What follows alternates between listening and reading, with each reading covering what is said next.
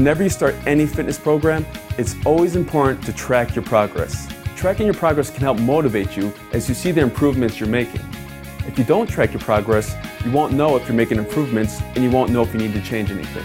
If you don't know how much weight you've gained or how much strength you've increased, you don't really know if you've even progressed at all. You can track your progress by taking progress pictures, logging your workouts in your workout journal, and also taking your body measurements and body weight. Tracking your progress is a must-do when it comes to motivation and continued success. A great place to track your progress is on BodySpace. So whenever you start any program, always track your progress. Hey, what's up? It's Tuesday. Today's your lower body workout. By now, you should be working towards really dialing in your diet 100% and getting all the macronutrients and healthy foods you need. Now, you may be looking in the mirror and saying, I don't see much change yet, and that's normal. You really won't see much visual change until after about 4 to 6 weeks. But don't get discouraged because you will see changes if you stick to the program. The key is consistency, getting in all your meals, completing all your workouts, and doing everything you need to do to ensure your progress. If you cheat on your diet, you miss workouts, you're only cheating yourself out results. What I'm trying to say is, it's up to you to make this program work. I can lay out everything for you, give you the perfect training program, give you the perfect diet, but unless you implement it yourself and put it to use, you're not going to see results. Everything is in your hands. Today's our lower body workout. We're going to do the same exercises as last Tuesday, but this week we're doing 3 sets of 8 to 10 reps. Now I really want you to give it your all for this workout. Alright, do your warm-up cardio, and I'll see you in the gym. Hey, good to see you made it over here. You should have already done your 5 to 10 minutes of warm-up cardio. Now we're going to head to the weight room. This is week 2 with the first lower body workout of the week. This week, we're doing 3 sets of 8 to 10 reps for every exercise. I know you got really sore last week, but don't be scared to give it your full intensity this week. Not putting forth your full effort is just going to decrease your results. The soreness is just a short-term obstacle that you need to overcome in order to get the results you want.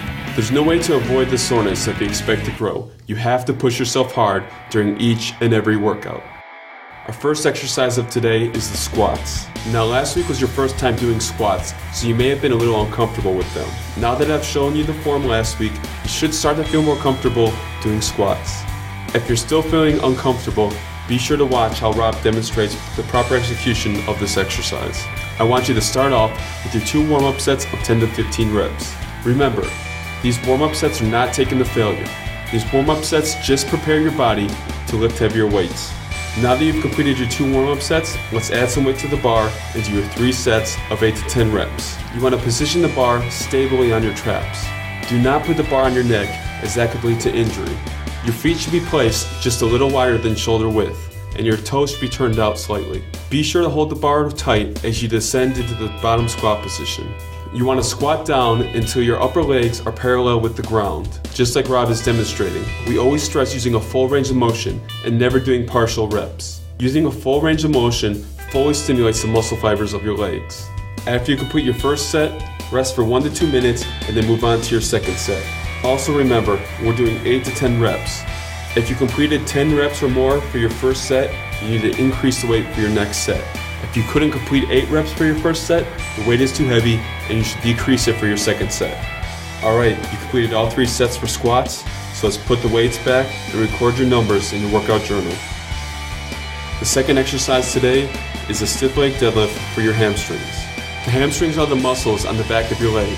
They allow you to flex your leg at the knee. Start with performing 2 warm-up sets of 10 to 15 reps. After you complete your warm-up sets, let's add some weight to the bar and do your 3 sets of 8 to 10 reps. Remember, you want to place your feet about shoulder width apart and grab the bar at the outside of your leg.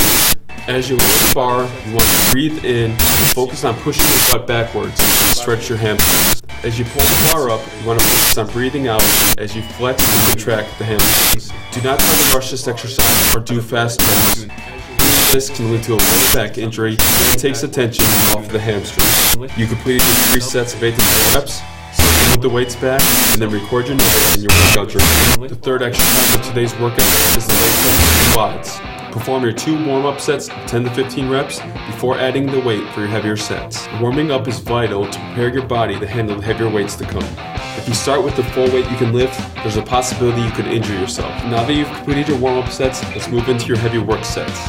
Remember to place your feet a little wider than shoulder width apart on the middle of the platform. You don't want to put your feet at the top of the platform or the bottom of the platform. Placing your feet on the middle of the platform allows you to fully stimulate the quads. The quads are the muscles on the front of your leg that allow you to extend at the knee. Now that you've completed your 3 sets of 8 to 10 reps, let's put all the weights back, write down your numbers in your workout journal, and move on to the next exercise.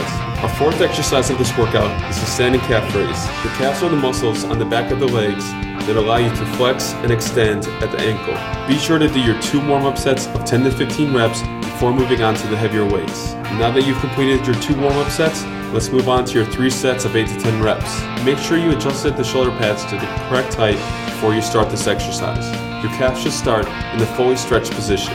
Be sure to fully contract your calves on each and every rep and focus on not bouncing the weight. Use a full range of motion just as Rob has demonstrated. You completed your 3 sets, so let's write down your numbers in your workout journal and move on to the next exercise. Our 5th exercise of today's workout is the seated calf raise. Before you begin the seated calf raise, be sure to adjust the knee pad to the correct height. Again, you want to start this exercise with your calves fully stretched. Perform 2 warm-up sets of 10 to 15 reps.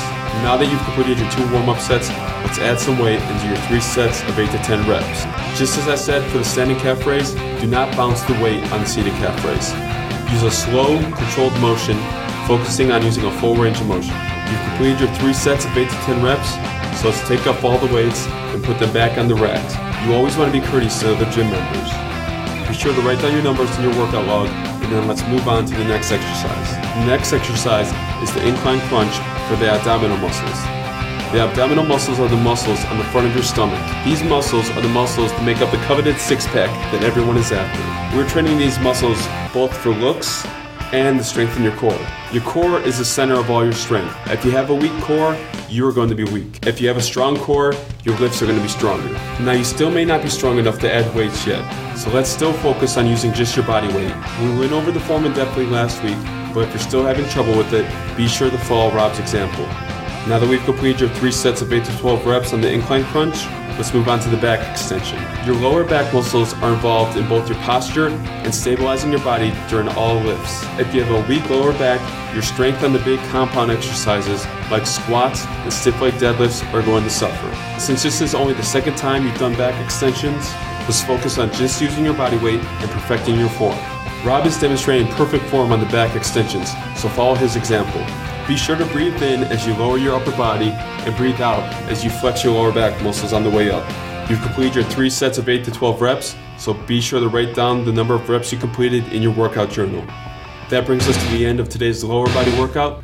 This is only the 2nd time you've done these exercises, but I can really see an improvement in your form. I can also tell that you're much more confident when performing these exercises. Being more confident in your form is going to be vital as we continue to add weight to the bar. Alright, you've completed today's workout, so I want you to finish up with your post-workout stretching. Once you've completed your stretching, let's head back over to my office and we can go over today's workout. Alright, I'll see you back in my office. Intense workout today, you really pushed hard. Tomorrow's a non-training day, and like last week, we started on our diet principles. We went over your calorie intake, the macronutrients, and setting up a meal plan. Now tomorrow, we're going to meet in my kitchen, and we're going to be going over specific protein sources and how to choose the best protein sources for your diet. You need to go home, get all of your meals in, and recover for tomorrow. Now tomorrow, you have 30 minutes of cardio you have to do. You can do that on the treadmill, elliptical, bike, whatever you want. After that, you're going to meet with me, and we're going to go over how to choose the right protein sources for your diet. Now rest up today, and I'll see you tomorrow.